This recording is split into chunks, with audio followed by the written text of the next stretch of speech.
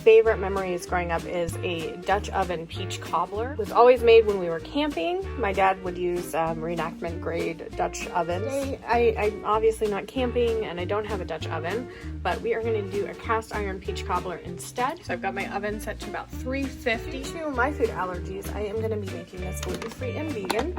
So we've got a gluten-free all-purpose flour mix from Trader Joe's. That is kind of my go-to just because it works so well. Your cobbler crust. So we do a cup of that gluten-free flour.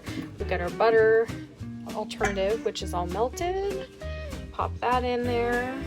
Add 3/4 of a cup of sugar. And we just add a dash of, I'm using unsweetened almond milk, vanilla flavored. And whenever I am baking, I always add vanilla. I just love that richness that comes with. Next up, we're going to just add a little bit of salt. It calls for about 1/8 of a teaspoon. I just do a little sprinkle in there.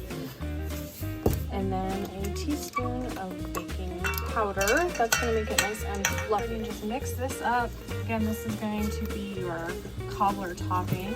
So it's just real basic flour, butter, or fake butter. It's like a cookie dough, which is going to work just great because it's going to fluff up kind of like cookie dough on top of your peaches. Part of baking is greasing your pan really well. I'm using a cast iron skillet, and we're just going to take our vegan butter and rub it in really good, get all of the crevices.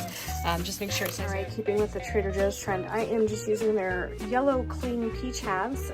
It's in a white grape juice, so that means it's already going to be pretty sweet.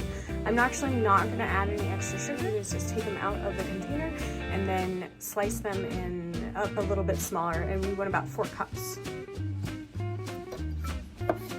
So peach cobbler is a really popular dish in the South. It's where a lot of peaches grow in the United States. But peaches are popular here in Colorado too. We get what they call Palisade peaches, which grows on the western slope of the state. We're a little early for that season, so I'm just using the canned version to keep it simple. Also because I'm replicating kind of a camping dish, this is going to work the best. All right, so we just put our peaches in here, spread it out on a nice even layer.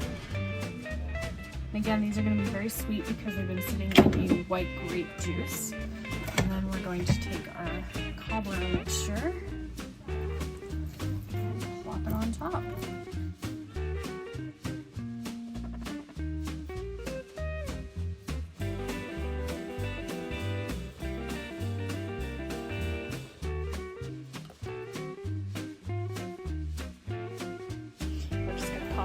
We've got our beautiful peach cobbler.